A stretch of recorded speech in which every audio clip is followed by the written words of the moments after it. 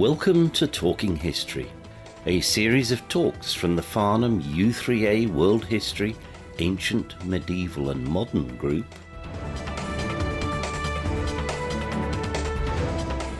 Please note, the views expressed in this talk are representative of the views held at the time of the material being discussed. They do not necessarily represent the views of the speaker. The Farnham U3A World History, Ancient, Medieval and Modern group, nor the team at the Mr. T podcast studio.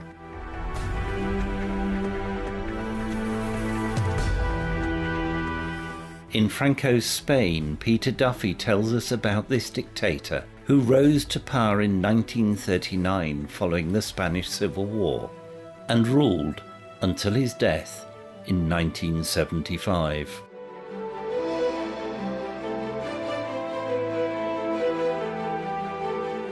We're going to be talking today about Franco. Now, when most people think about Franco, it is his role in the Spanish Civil War that comes to mind. Beginning with the fracturing of the political system in Spain and the polarization of parties, the 1936 election led to a Republican Party relying on minor party support to form an unstable government. Significant civil disorder, moves to reduce or eliminate the role of the Catholic Church in Spanish life, increasing demands from the Catalan in eastern Spain and the Basques in the north for self-government, independence, as the price of their support for the central government. Eventually, on the pretext of preserving the Spanish state from disintegration, this led to the nationalist military rebellion. Firstly on the Spanish mainland, this then followed by the Spanish army in Morocco, which consisted of the most effective and battle-hardened troops, and which was led by Franco. Now, the result was 3 years of vicious fighting between the Republicans, supported and equipped by Communist Russia, and with international volunteers, and the nationalist army forces, supported and equipped by Italy and Germany. Italy with troops and equipment, and Germany with advisors and elements of the Luftwaffe. The bombing of the civilian Guernica by the Germans, immortalized in Picasso's painting, was not only terrible in itself, but was a foretaste of the unrestricted aerial bombardment that was to be a feature of the Second World War. The people's knowledge of what happened after Franco's victory in 1939 is limited when compared to their knowledge and understanding of the Civil War. But that war, as we've seen, lasted only for 3 years. At the end, Franco was not only Commander-in-Chief of the nationalist Spanish Armed Forces, he was caudillo, head of the government in place of the king, and also head of the only political entity, the movement, including the Phalange, the Spanish grouping that paralleled Hitler's Nazi party and Mussolini's fascists. He was to rule Spain until 1975, dying in his bed, when his fascist allies, Mussolini was hung by the mob from a lamppost, and Hitler committed suicide in his bunker in Berlin. So beginning with what was effectively a blank sheet after the Civil War, how Franco was to rule Spain for 35 plus years will be the subject of this presentation. Now, I became interested in Franco and his works when I was invited to go to Spain to run a bank that my employers had purchased, perhaps without doing all the due diligence that they should have done, as after 3 years it was seriously loss-making, and I was mandated to sort it out. So I went to Madrid in 1993, some 18 years after Franco had died. At that time, Spain was a democracy and had been ruled by the socialists for most of that time. Yet the ghost of Franco still haunted Spain. Traces of his presence were still there, in the same way that a presence of someone can be felt when they leave the room just before you arrive. His statue on horseback outside the government offices still dominated the Castellana, the main thoroughfare of Madrid. During his time, the Castellana had been renamed the Avenida del Generalissimo Franco. When I visited the Carthusian monastery of El Paula, just north of Madrid, I was met by an ancient monk who acted as my guide. As I left, he asked me to pray for new postulants to refresh the community.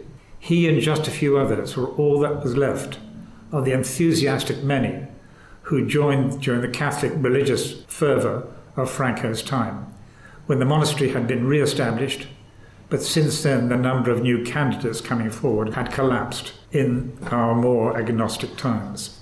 The emblem of the phalange, the bunch of arrows tied together that had originally been the emblem for Ferdinand and Isabella, the founders and first rulers of a united Spain, could still be seen on police stations. The Phalange, a fascist group, was the core of the movement, which under Franco was the only political entity allowed. On many church walls there were memorials to the dead who'd fallen in the Civil War, but they were only the nationalist dead who were thus remembered, not the Republicans. Such memorials were always headed by the name of José Antonio Primo de Rivera, founder of the Phalange, imprisoned and killed by the Republicans. In the Army Museum, there were vast dioramas of battles in Morocco, where Franco had made his reputation, becoming the youngest general in the army. But hidden behind a curtain, there was a room dedicated to the Division Azul, the Blue Division. This was a division of 20,000 volunteers, largely recruited from the Phalange, and sent by Franco to support Germany on the Eastern Front against Russia during the Second World War. Now, the previous owners of the bank that I was sent to run had been the March family. Great supporters of Franco, they had arranged and financed his flight to Morocco to head the army revolt there, and then much of the transport of the Spanish-Moroccan army to the mainland Spain. Later concerned that the socialist government would nationalize their bank, they were only too happy to sell it to the innocent British. I was struck by the fact that there were many elderly people who were much shorter than the general population. I was told that this was the effect of deprivation during and after the 40s, when food was desperately short and many people actually starved. I met Manuel Fraga. By the time I met him, he was the head of government in Galicia and the only politician left from Franco's time actively engaged in politics. Under Franco, Fraga had been the Spanish ambassador to London and later a powerful member of his cabinet. After Franco died, Fraga had founded the Partido Popular, a conservative party. In Toledo, there was the old Alcazar, or fortress. During the Civil War, this had been the scene of bitter fighting, as the Republicans had tried to clear out the national force led by General Moscardo. When told over the telephone that the Republicans had captured his son and intended to kill him, Moscardo reportedly said to him, "Commend your soul to God, die like a patriot, long live Spain." And this became a propaganda symbol for the nationalists. 60 years later, a recording of this telephone conversation was still being played to visitors to the rebuilt Alcazar. High in the Guadarrama mountain range that lies north of Madrid, and which was the scene of some of the bitterest fighting during the Civil War, Franco had constructed an enormous basilica and monastery in what was named as the Valle de los Caídos, the Valley of the Fallen. The construction force included Republican prisoners of war. In front of the altar there were the tombs of Franco and of José Antonio Primo de Rivera, son of the dictator and founder of the Phalange. Still in the time that I was in Spain, once a year, elderly members of the Phalange and supporters of Franco would gather to remember their heroes. So who was Franco? Francisco Franco de Bahamonde, to give him his full list of names. And how was it that by the end of the Spanish Civil War, he was, as I've already noted, not only Commander-in-Chief of the Spanish Armed Forces, caudillo, that is, head of the Spanish government system, with the sole power to initiate legislation and to nominate his successor, and the head of the only political grouping allowed, that was called the Movement, and which included the Phalange, along with other rightist elements, such as the monarchists and the Catholics. Now, Franco was born in 1892 in Ferrol, in the province of Galicia, in the extreme northwest of Spain. It's one of the most beautiful parts of the country, climate rather like Devon. It's a world apart from the rest of Spain. People from that part of the country are called Gallegos, and with its neighbour Asturias, have the saying that they are the only true Spaniards. All the rest of Iberia was reconquest, the Reconquista. This reconquest was finally achieved by Ferdinand and Isabella in 1492, laying the foundations for imperial Spain. Paul Preston, who is Franco's English biographer, writing of him, reported the Spanish saying that if you met a Gallego on the stairs, it would be impossible to deduce if he was going up or down. And applying this to Franco, said that he was imbued with the inscrutable pragmatism or retranco of the Gallego peasant. Retranco must be defined as an evasion of commitment and a taste for the imprecise. That's very Spanish. Franco himself said, "One is a slave of what one says and a master of what one does not say." And we shall see how this approach governed his later political life. Now, in 1907, he went to the military academy at the Alcazar in Toledo. That is the old capital of Visigothic Spain and the site of the great cathedral, the seat of the Primate of Spain.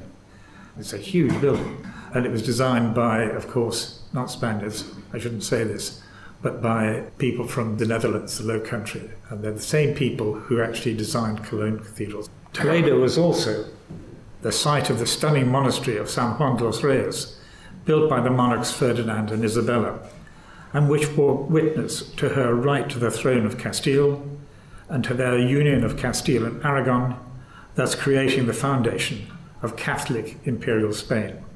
Throughout the church, there are records of this and how the capturing of Granada in 1492 marked the completion of the Reconquista and the creation of the unified state of Spain under the rule of the Catholic monarchs. Throughout the monastery are the symbols adopted by Ferdinand and Isabella, and especially Isabella's flechas, the bundle of arrows tied together, signifying their unity and diversity, and later to be adopted by the Phalange as their symbol. In the semi-autobiographical novel that Franco wrote, called Raza, which translates as race, Franco said of the hero that he got more from the stones of Toledo than from his books. And Paul Preston, the highly critical biographer of Franco, wrote of Franco's time in Toledo that there was a growing obsession with the greatness of imperial Spain, made him receptive to Toledo as a symbol of that greatness. Now, as I've said, the military academy was situated in the Alcazar, the fortress built at the time of Charles V, who succeeded Ferdinand and Isabella as the ruler of Spain, but was also the Holy Roman Emperor, with not only vast territories in Europe, but also in the West Indies, Latin America, the Philippines, and in North Africa. By Franco's time, nearly all this empire had been lost. The Latin American colonies by rebellions in the 19th century, the Philippines and the West Indies, including Cuba, to the Americans in 1898. 1898 in Spanish history is a crisis year, which really damaged the whole of Spanish morale. All that remained were the outposts in Morocco, the site of continuing warfare against the local rebels. Now, after passing out from Toledo, Franco was posted to Morocco and remained there until the late 1920s. He was promoted to be a lieutenant in 1912, a captain in 1915, a major in 1917, a colonel in 1925, and a general in 1926. At that stage, he was the youngest general in the Spanish army, indeed in Europe. All his promotions had come from his military achievements and his bravery in battle. He'd received 13 medals and decorations.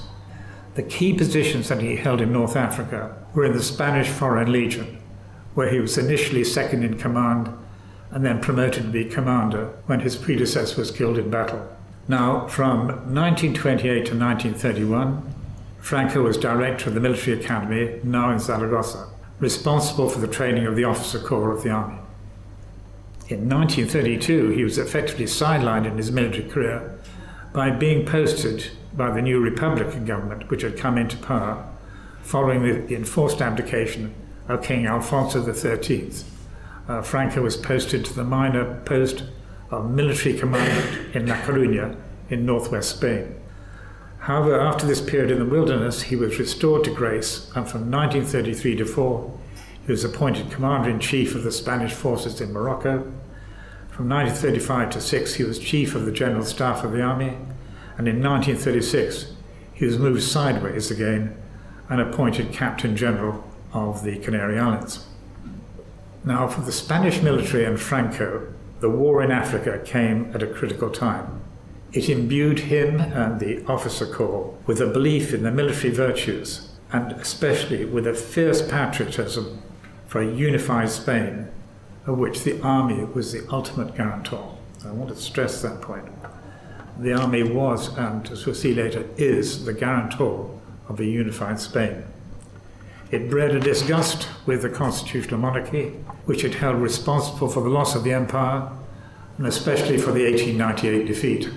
Later, Franco was to justify his hostility to liberalism by pointing out that from 1837 to 1868, there had been 41 governments, 2 civil wars, 2 regimes, 3 constitutions, and 15 military interventions.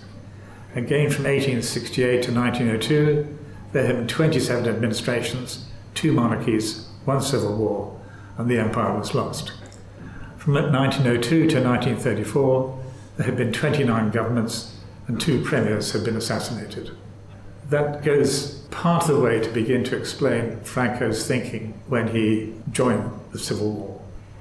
In 1923, partly to mask a debacle in North Africa for which he was partially responsible, the Spanish King Alfonso XIII supported a military coup led by General Miguel Primo de Rivera. After a period of government and social turmoil, Spain then benefited from 7 years' relative stability. At the core of this was a program of public spending, funded by external debt, and the focusing on infrastructure, hydroelectric power, irrigation, railways. This was accompanied by a regime of autarky, concentrating production on key industrial products in Spain, supported by import duties to promote the Spanish economy. The result was virtually full employment for the workers, whose cooperation was organized through vertical syndicates, bringing workers and bosses together. Much of this was to feature in his son's later program for the Falange. What General Primo Rivera did not do was to organize political support for his regime. When the economic situation worsened in the late 1920s with the Great International Recession, the king, and critically the army, withdrew their support, and with no other backing, Primo de Rivera was forced to resign from office. Franco learnt from this experience, and we shall see how he always ensured the support of the armed forces and of the Falangist movement, and how his economic policy, at least initially, followed the example of the investment in public works, allied with a program of autarky. Now, while Franco was sidelined in his posting to La Coruña, he married a very pious woman, Doña Carmen, who influenced him deeply in his personal beliefs and religious life. It is about this time that 2 features of his thinking that later influenced his governmental policies crystallized. Firstly, perhaps under his new wife's influence, he became more overtly religious. Indeed, his religious faith and Catholicism became part of his identity later as caudillo. The massive violence against the Catholic Church during the time of the Second Republic, stripping it of its privileges and revenues, destroying churches, and eventually the slaughter of many Catholics, especially priests and nuns, led him to decide that against this desecration, he would make religion and the Catholic Church one of the principal supports of his regime. For Franco, the Catholic faith and Spanish nationalism were inseparable. This created a unique Spanish spiritual ideology to be allied eventually to a revived monarchy. At a personal level then, what Franco came to believe, and continued to believe very strongly during his years at the head of the Spanish state, was that he had a personal mission to save Spain from liberalism and communism. And just as Queen Isabella had been convinced that her victory over the Portuguese in the early years of her reign, and over the Muslims when she gained Granada, were divine proof of her right to rule, for which she built San Juan de los Reyes as a thanksgiving, so Franco saw his victories in the Civil War as similar evidence of the divine justification of his right to rule too. The building of the great monastery in the Valle de los Caídos in the Guadarrama was a similar thanksgiving to that of Isabella's San Juan de los Reyes in Toledo. Secondly, Franco came to believe very strongly that imperial Spain had been betrayed by the Masons and a Masonic program that he identified in his time with communism. He maintained in his public writing and his speeches that Imperial Spain had been destroyed by the Masonic influence that had been brought into Spain after the French Revolution with the imposition of French rule by Napoleon, followed by the imposition of a liberal Masonic-influenced constitution. The downfall of the Spanish Empire had been caused by the constitutional government that had brought its party factions and separatist nationalist movements in the Basque Country and Catalonia.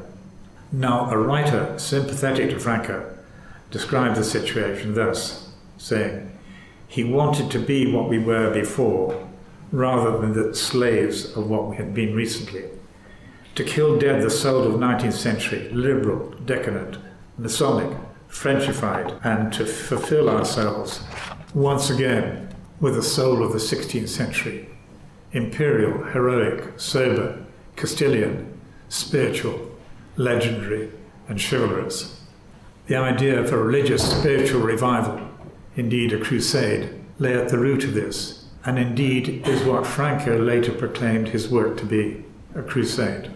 In 1939, when the Republican forces had finally been defeated, the problems facing the Franco government were immense. At least 300,000 people had been killed, not only in warfare, but through politically organized killings on both sides. The Franco historian, who I referred to earlier, Paul Preston, placed the latter figure at the incredibly high 300,000 by the national forces alone, largely by phalange gangs rounding up possible opponents, slaughtering them and burying them in pits outside towns and villages. Other writers suggested more limited figures, 30,000 on each side. Whatever figure is correct, it is a horrible total, and the legacy of this is still poisoning Spanish political life. Now, the administrative machinery of the country and its civil institutions had largely collapsed. Alongside this, hundreds of thousands of Spaniards had been driven into foreign exile, many in France, others to the Hispanidad, that is, the Spanish-speaking countries such as Mexico and Argentina. As in any civil war, families were deeply divided. Michael Portillo described how of two brothers, his uncle had stayed in Spain and supported Franco, while his father had fled to England to escape the Franco regime. But there was not just the human cost of the war. The physical fabric of the country had been shattered. It was estimated that 250,000 houses had been destroyed, along with 180 towns and cities. Half of the railway rolling stock had gone, a third of the farming livestock, a third of the merchant navy, and the country had been left with an external debt of 30 billion pesetas and a balance of payments deficit. Now, that external debt was largely to Italy and to Germany to pay for the equipment that they had supplied to the Franco nationalist forces. To quote Lenin, who was faced with a similar picture at the end of the Russian Revolution and Civil War, what is to be done? In the early days of the Civil War in Spain, a series of events occurred that ended with Franco, sole head of the military forces and the civil government. Firstly, two of the most senior nationalist generals, who might have vied with Franco for supreme command, providentially died in air crashes. Now, it is extraordinary. Secondly, to bring over his troops from Africa to Spain, when the Republic had the greatest part of the air force and the navy, Franco called on the fascist dictators of Germany and Italy for air and sea support, which they supplied. Thereafter, it was the continued support by these two regimes that was critical to the success of the nationalist cause, and it was with Franco that they negotiated their contributions. So in September 1936, Franco was named by the senior members of the National Defense Council as Generalissimo of the National Forces on land, sea and air, and critically, as head of the government of the Spanish state. However, Franco was, to quote a recent biographer, innocent of all political doctrine and ideology, with nothing a politician by vocation about him. Deeply hostile to the very idea of party, Franco was no fascist. However, what was available to him, as it had not been to the General Primo de Rivera, was the mass movement of the Phalange, founded and given a political and government program by the general's son, Jose Antonio Primo de Rivera, who, as I said, had been murdered by the Republicans. Franco's brother-in-law, Serrano Suño, who was himself a leader in a similar Catholic monarchist group, proposed that all such movements should be merged with the Phalange, and that Franco should be the head of what was then to be called the movement. And that was the only political grouping, not a party, allowed under the new regime. Suño was to be responsible for running the movement on a day-to-day basis, as well as eventually being Minister of the Interior and then Foreign Minister in Franco's government. So it is worthwhile looking at some of the key elements of the Phalange Manifesto to understand the Franco government program, at least in its early years. The 26-point program of the movement began with a section stressing the primacy of the Spanish state. Moreover, it was a nation-state that rejected any form of separatism as a crime that we will not pardon. Now, what the Phalange would say that they will not pardon any form of separatism. Spain had a historic imperial role, would act as the spiritual head of World Hispanidad, that is, the Spanish-speaking nations that had been members of the Spanish Empire. To achieve this role, Spain needed armed forces, particularly naval forces, to enable it to maintain its independence and to project its will worldwide. The Spanish state was to be totalitarian, with no participation by political parties or a Cortes. The productive capacity of the Spanish state would be organized by industry into vertical syndicates, combining capital, labor, and the government, thus eliminating the dangers of Marxism and the class struggle, and at the same time controlling rapacious capitalism. The banks and the great public utilities were to be taken into public ownership. The agricultural sector was to be reformed, with inefficient land tenure systems of latifundia, great estates such as those in Andalusia, and microfundia, the tiny farms such as those in Asturias, being the target. Education was to be at the heart of the new Spain and to be a primary responsibility of the Church in its works of national reconstruction. The purpose of education was to instill national pride, and all the young men were to receive military training. What Franco's control of the movement gave him was a strong political base that identified with his regime and with him personally. Membership of the movement was necessary to being admitted to the administration as a civil servant, and this extended even down to village level. There were special sections for young people, for students, and for women. The movement thus provided the base for Franco's growing personality cult as saviour of the nation from the dangers of communism, and all the media being used for this message. Franco, Franco, Franco. This is what the crowds cheered when Franco appeared. The movement organised the great demonstrations that accompanied Franco's visits around the country. What Franco did not allow, in spite of Serrano Suño's manoeuvring, was for the movement to become a parallel administration. Not even to the end would he allow its senior members, even though some served on his council of state, to usurp his role in deciding policy. How Franco himself viewed the nature of his government can be seen in the makeup of the Council of State that he formed to direct affairs in 1938. It remained the instrument of his power. He changed its composition to match internal and external demands, balancing out rival factions against each other and using this to maintain his supreme position. None of the factions could monopolize power, but none were excluded.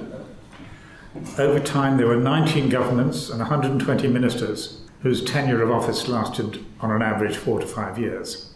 Initially, the council included 3 generals, 1 monarchist, 2 phalangists, and 2 technicians. Following Mao Zedong's dictum, political power grows out of the barrel of a gun, and aware of the main reason for the downfall of General Primo de Rivera, that his fellow generals had deserted him, Franco ensured that the military was always the predominant element in his council.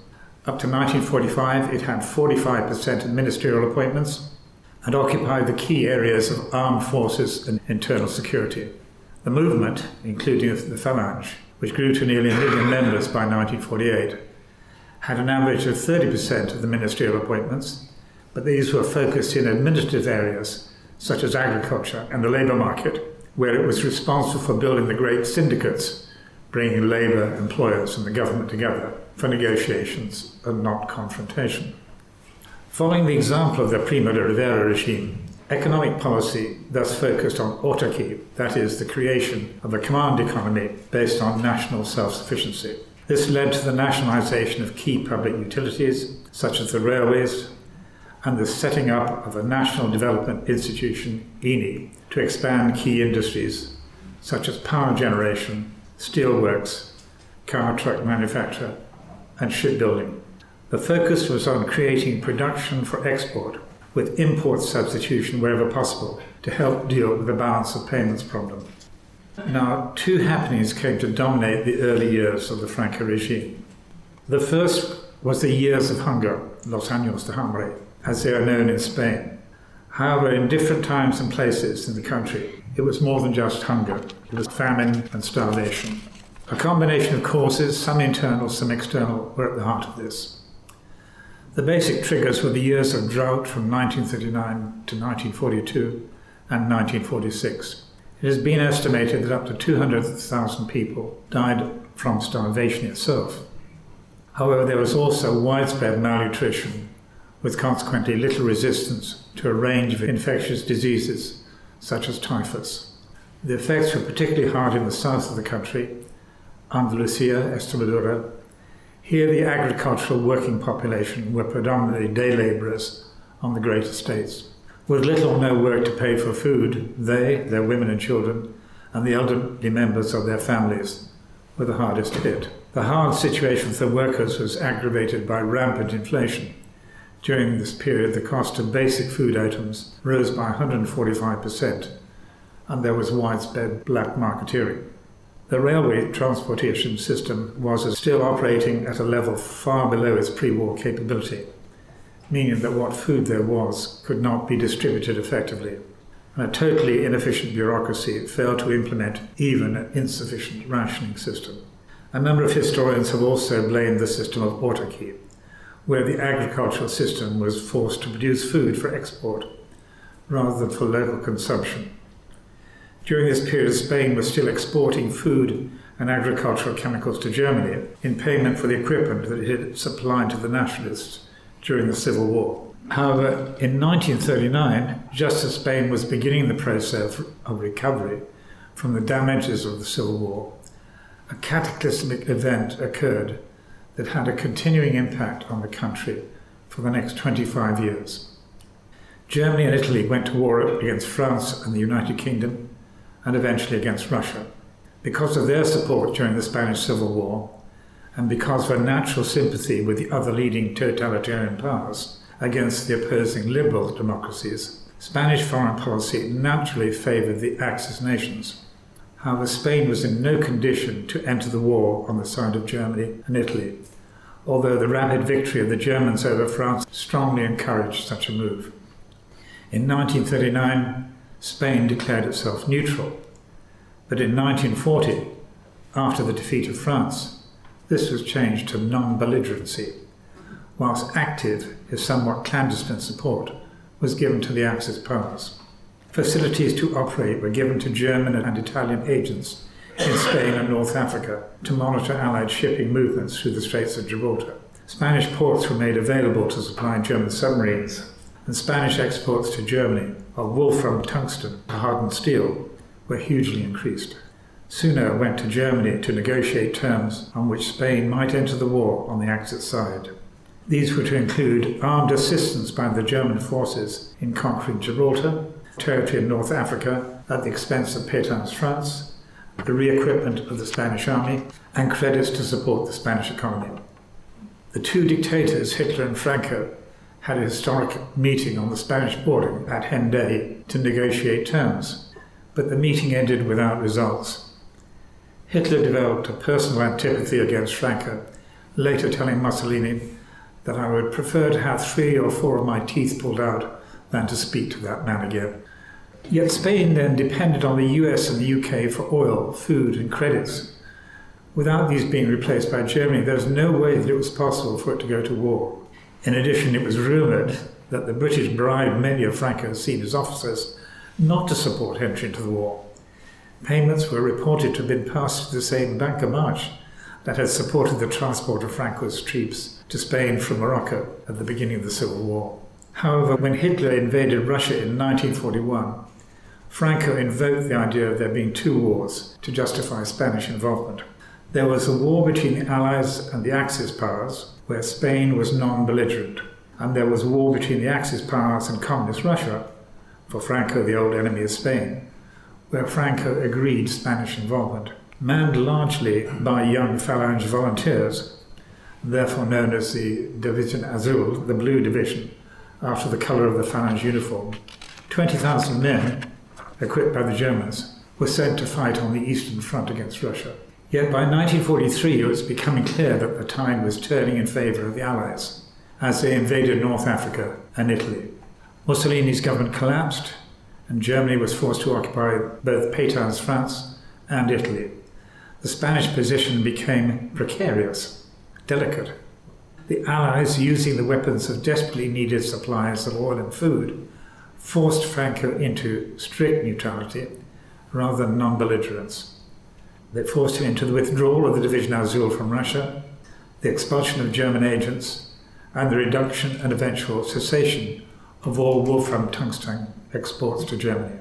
And because of its original engagement with the Axis powers, and because of its basically undemocratic nature, at the end of the war, Franco's Spain was an international pariah, shut out from the new United Nations, and the members of the United Nations withdrawing their ambassadors to Spain. And with the later years of the war making the Allied victory more certain, came a time when opposition to the personal rule of Franco began to raise its head. It began amongst a group of leading generals who, respectfully, submitted a memorandum to Franco requesting that the monarchy be restored. After the death of Alfonso XIII, the natural heir to the throne was his son Don Juan, who publicly declared that his monarchy would be a constitutional one and one of reconciliation, as opposed to Franco's, which was based on the victory of one group over another. Franco responded by saying that it was he who was there to state, and that Don Juan was only a pretender to the throne that had been abandoned by his father, leaving Spain to a divisive republic from which it had been rescued by Franco. He wrote that his regime did not bring about the fall of the monarchy and was under no obligation to recognize it. He permanently excluded Don Juan as a possible candidate for a restored monarchy. But this question was perhaps a fundamental one for the Franco regime. Apart from the military power and victory in the Civil War, what was the basis for the legitimacy of his regime? So Franco began to issue a series of edicts which appeared to provide such legitimacy, but in reality in no way inhibiting his position as the sole source of power in the state. In 1946 he passed legislation establishing the rights, very limited rights, of the citizen. That's called the Fuero de los Españoles. He established a parliament, a Cortes, but with appointed members. And he set up machinery for a referendum. The first question to be decided was on the proposed succession law. Its opening clause stated that Spain was a Catholic, social and representative state and is declared to be a monarchy. But the next clause said the office of the head of state was invested in Franco, and a later clause gave him the right to nominate his successor, and that could be either a king or a further regent. Using all the power of the movement with its control of all the media, he obtained a resounding and apparently democratic majority of the votes in support of the succession law. In a major political coup, he had thus shattered not only the hopes of Don Juan, that he might be restored to the throne, but also that of the rump politicians, hoping that the republic might be revived, and he confirmed the strength of his own position as the essential power broker of the regime. Now, the improvement of the international position of the regime began with the Catholic Church. Relations had always been close since the nationalist victory in 1939. The succession law defined Spain as a Catholic state. In return, the Cardinal Primate gave his endorsement to the Fuero de los Españoles. Education was put firmly in the hands of the Church, and Catholic ministers were put in charge of censorship and the press. So as well as Franco's own very public religious observances, the state became imbued with Catholic practice, culminating in Spain's dedication to the Immaculate Heart of Mary. In 1953, a Concordat was signed with the Holy See. This represented, and I quote, the final and unambiguous acceptance by the Church of the Catholic motives claimed for the uprising in 1936 and for the Catholic nature claimed for Franco's regime and the movement. I want to try and be a little bit fair here. I mean, the man was hugely devoted. He gave enormous privileges to the Church. But there was also a spiritual awakening in Spain at this time. And I mentioned earlier we went to visit two monasteries. I mentioned El Pala. We went to one in the north as well. Each had places inhabited by very, very old monks.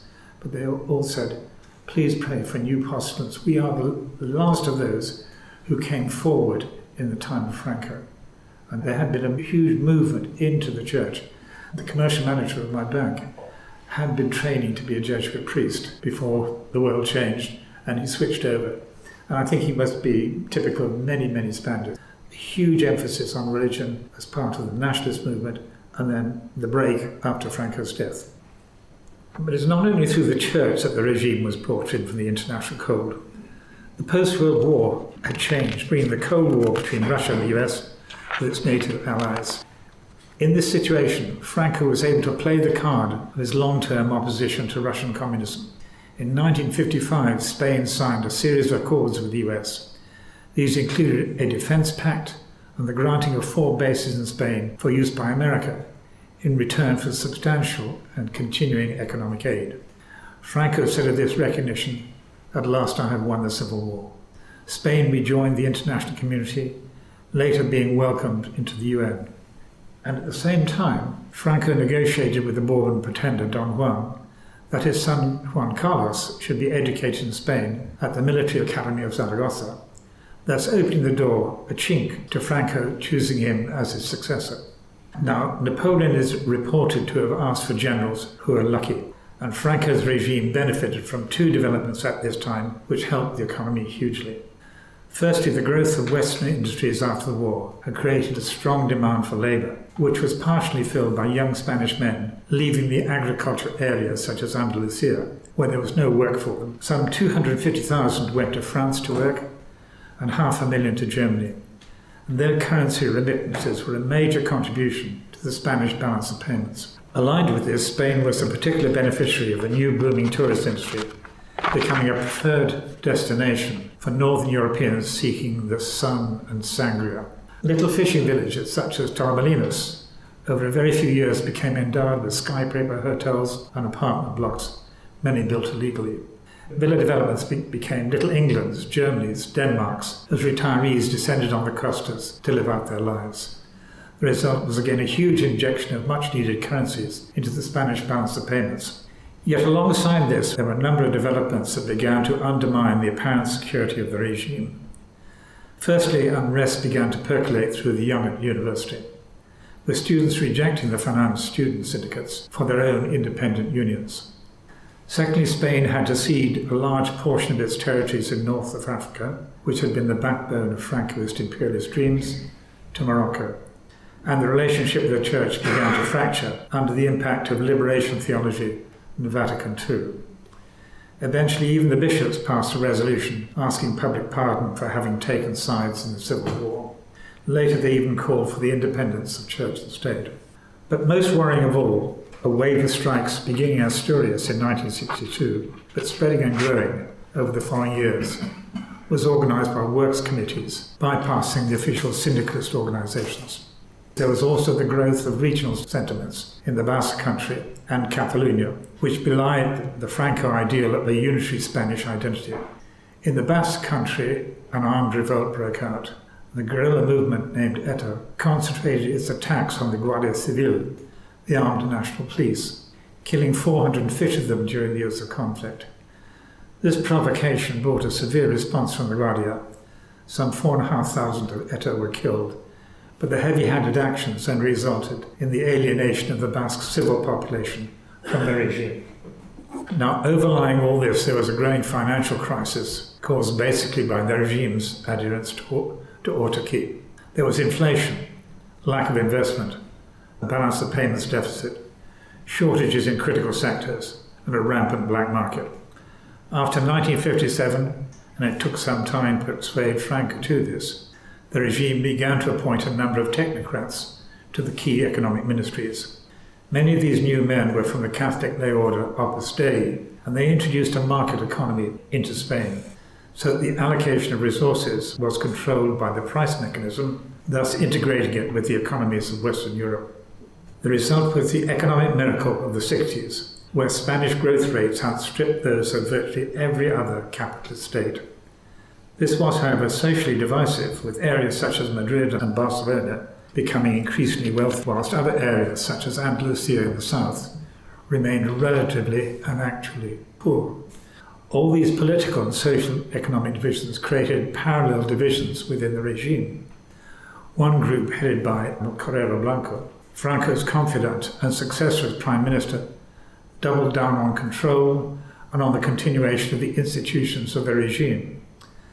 Others, such as Manuel Fraga, sought to develop the institutions of the regime in a way that would allow different voices to be heard and considered, leading to a democratic future post-Franco. It took all Franco's time to keep these tensions contained, and the result was that he was forced into a series of ministerial changes as he tried to balance the differing forces. Now, from the late 1960s onwards, Franco began to develop the symptoms of Parkinson's. In 1969, he appointed Prince Juan Carlos to be his successor.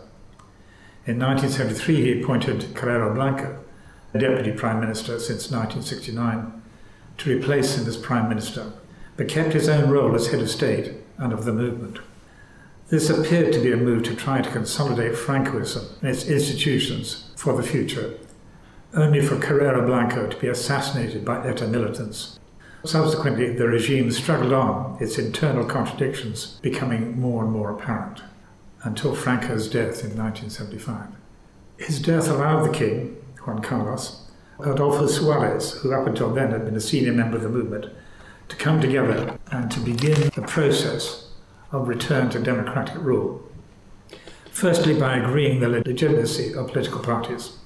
Then, over the next 3 years, a group of notables reflecting all the major political movements worked together to produce a constitution that all parties, including die-hard Francoists, could accept. Now, the constitution defined Spain as a social democracy, subject to the rule of law, where sovereignty is vested in the people and exercised through parliament and the monarchy. The key point was Spain was to be a unitary, indivisible state with a number of autonomous provinces, each with defined powers.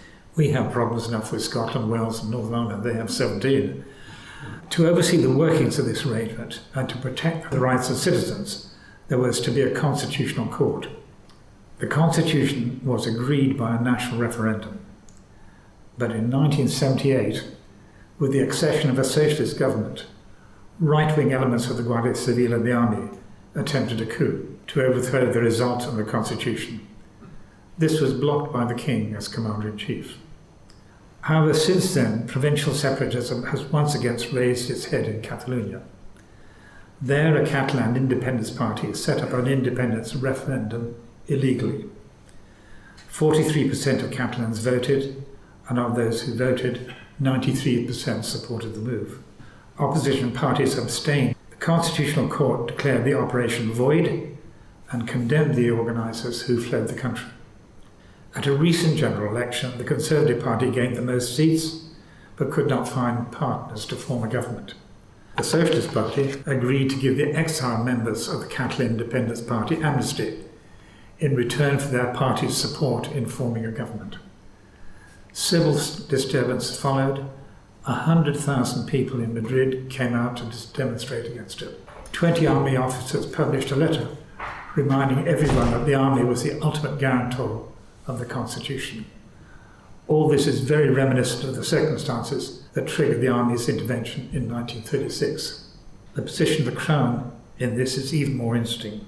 At the opening of the Cortes, the Spanish Parliament, King Felipe gently yet forcefully reminded members that they, like he, had sworn to uphold the constitution, which defined Spain as a unitary state.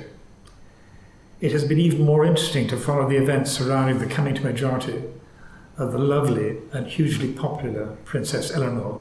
Television programs repeatedly showed her at her passing out ceremony as a soldier, swearing allegiance to Spain under the Spanish flag. Another key moment was the sight of her in the Cortes after her 18th birthday, with all the members present, swearing allegiance to the Constitution. Clearly the hope is that by such overt actions, the ghost of Franco and military intervention can finally be laid to rest. Thank you.